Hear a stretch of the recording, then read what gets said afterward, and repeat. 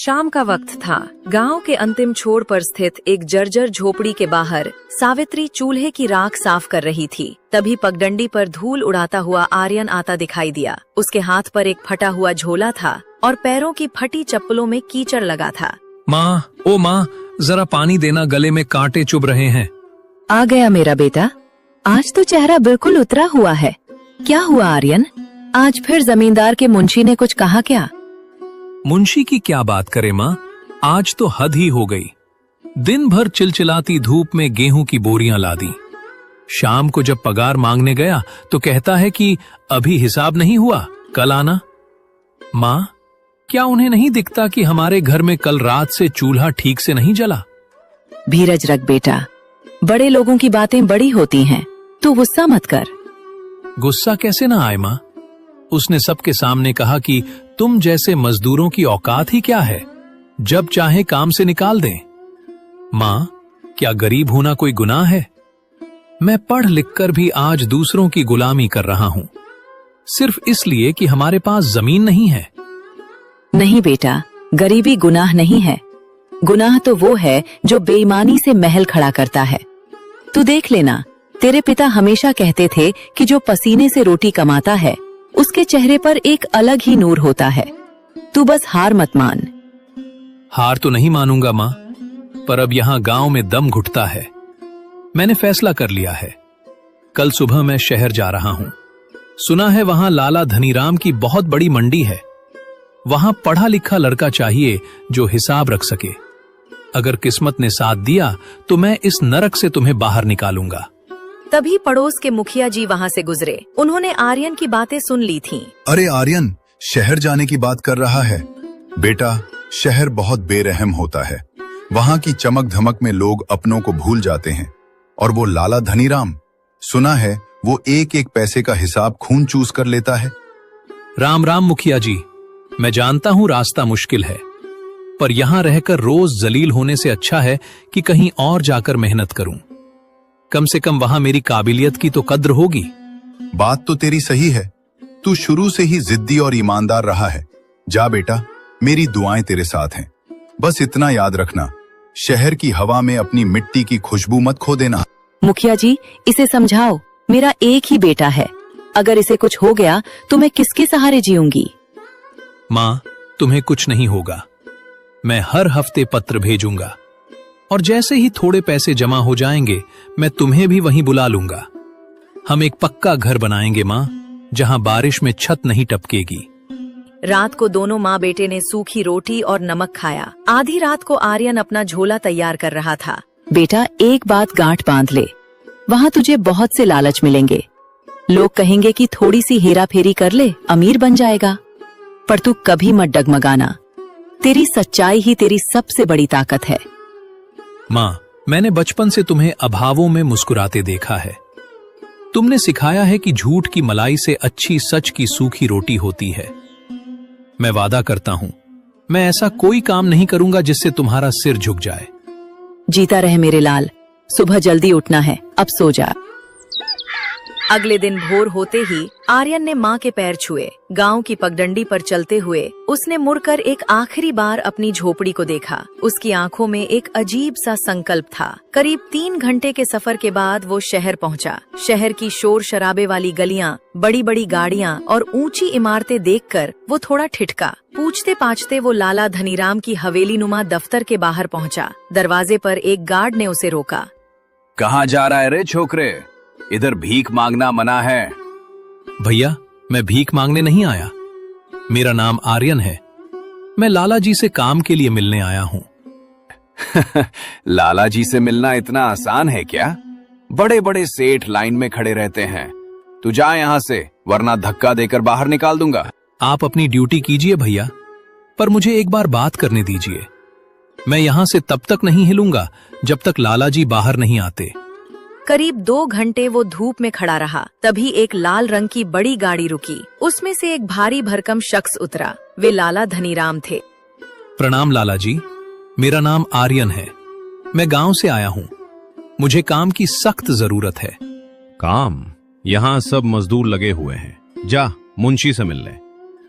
मालिक, मैं सिर्फ मजदूरी नहीं, आपका हिसाब किताब भी संभाल सकता हूं। मैंने गणित में प्रथम श्रेणी प्राप्त की है। बस एक मौका देकर देखिए।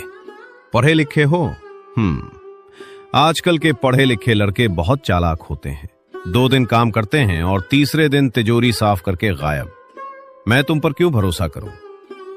मालिक, भरोसा कमाया जाता है, मांगा नहीं जाता। आप मुझे 7 दिन बिना पगार के काम पर रखिए। अगर आपको मेरे काम या मेरी ईमानदारी पर जरा भी शक हो तो मुझे बिना कुछ दिए बाहर निकाल दीजिएगा। 7 दिन मुफ्त काम? बड़ा हौसला है तुझ में। ठीक है, कल सुबह 8 बजे आ जाना। अगर देरी हुई तो मौका हाथ से निकल जाएगा। शुक्रिया मालिक, मैं समय का पाबंद रहूंगा। जैसे ही लाला जी अंदर गए, पास ही खड़ा मुंशी गजाधर, जो लाला जी का पुराना मुंशी था, आर्यन को घूरने लगा। बड़ा आया बिना पगार वाला। बेटा, यहाँ 7 दिन टिकना पहाड़ तोड़ने जैसा है। देखूंगा तेरी ईमानदारी कितने दिन चलती है। मुंशी जी, ईमानदारी चलती नहीं, जीती जाती है। कल मिलते हैं। अगली सुबह जब शहर की गलियों में अभी शोर शुरू ही हुआ था, आर्यन गोदाम के लोहे के गेट पर खड़ा था। ठीक 8 बजते ही भारी गेट चरमराते हुए खुला। मुंशी गजाधर हाथ में एक मोटी सी डायरी और पान चबाते हुए बाहर निकला। ओहो, तो गांव का छोरा हाजिर हो गया। मुझे लगा था शहर की चकाचौंध देखकर रास्ता भूल गया होगा। प्रणाम मुंशी जी। रास्ता नहीं भूला हूँ, बल्कि मंजिल की तलाश में आया हूँ। बताइए, आज मुझे क्या करना है? ज्यादा लंबी बातें मत कर। देख, वो सामने ट्रक खड़ा है। उसमें पंजाब से आया गेहूं है। हर बोरे का वजन 50 किलो होना चाहिए।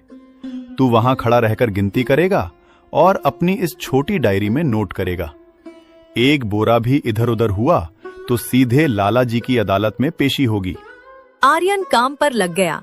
दोपहर की चिलचिलाती धूप में जहां बाकी मजदूर सुस्ताने लगे थे, आर्यन पसीने में लथपथ होकर भी हर बोरे को खुद तोलवा रहा था। तभी मुंशी गजाधर उसके पास आया।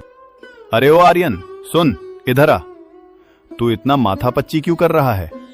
देख, 100 बोरों की एंट्री कर दे और 2 बोरे साइड में रखवा दे।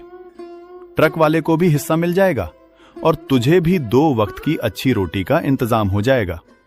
पर मुंशी जी, लाला जी ने तो मुझे सही गिनती करने के लिए रखा है। अगर मैं 2 बोरे कम लिखूंगा तो ये तो धोखा हुआ ना। बेटा, इसे धोखा नहीं, दस्तूरी कहते हैं। शहर में रहना है तो मगरमच्छ से बैर मत कर। लाला जी के पास करोड़ों हैं। उन्हें इन 2 बोरों से फर्क नहीं पड़ेगा, पर तेरे गांव की झोपड़ी में पक्का फर्श बन जाएगा। समझ रहा है? मुंशी जी, मेरी माँ कहती है कि चोरी की मलाई से अच्छी मेहनत की सूखी रोटी होती है। मैं झूठ नहीं लिखूंगा। अगर आपको कम लिखना है तो आप लिख दीजिए, पर मैं तो 100 बोरे ही दर्ज करूंगा। बड़ा हरिश्चंद्र बन रहा है। याद रख, यहां मेरी चलती है। अगर तूने मेरी बात नहीं मानी तो यहां तेरा टिकना मुश्किल कर दूंगा। मुश्किलें तो मेरी पुरानी दोस्त है मुंशी जी। आप अपना काम कीजिए, मैं अपना करूंगा।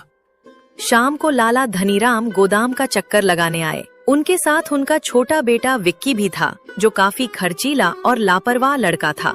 हाँ भाई आर्यन, कैसा रहा पहला दिन? कुछ समझ आया या सब ऊपर से गया? जी मालिक, सब समझ आ गया। आज 500 बोरों की आवक हुई है। सबका वजन और नंबर मैंने इस डायरी में लिख दिया है। आप चाहें तो चेक कर सकते हैं। साफ सुथरा काम है। गजाधर, तूने इसे कुछ सिखाया या सिर्फ पान ही चबाया? अरे मालिक, इसे तो मैं ही सिखा रहा हूं। बस थोड़ा जिद्दी है लड़का। शहर के तौर तरीके समझने में वक्त लगेगा। तभी विक्की आगे आया और उसने आर्यन को हिकारत से देखा। पापा, आपने इस गंवार को मुंशी का काम दे दिया। देखिए इसके कपड़े, इससे तो बदबू आ रही है। ऐसे लोग हमारे ऑफिस की शान खराब करते हैं। छोटे मालिक, पसीने की बदबू तो काम करने वालों की पहचान होती है। अगर मेरे कपड़े फटे हैं तो ये मेरी गरीबी है, मेरा चरित्र नहीं। आप मेरा काम देखिए, मेरी सूरत नहीं। जबान बहुत चलती है तुम्हारी। पिताजी, इसे हटाओ यहाँ से। चुप रहे विक्की, मुझे काम करने वाले लोग चाहिए, सजने दजने वाले नहीं। आर्यन, तू अपना काम जारी रख। और गजाधर, कल सुबह मुझे नारियल के तेल का पूरा स्टॉक चेक चाहिए। रात को जब आर्यन एक सस्ती सी धर्मशाला में लेटा था, उसके पास मुंशी गजाधर का एक आदमी आया। ओ छोरे, मुंशी जी ने कहा है कि कल सुबह के स्टॉक में 10 टिन तेल गायब दिखाना है। अगर तूने ऐसा किया तो ये 500 रुपए तेरे, और अगर मना किया तो शहर की सड़कें बहुत सुनसान होती हैं। मुंशी जी से कह देना, मैं मौत से डरता तो गांव से यहां नहीं आता। पैसे अपने पास रखें, मैं सच ही लिखूंगा।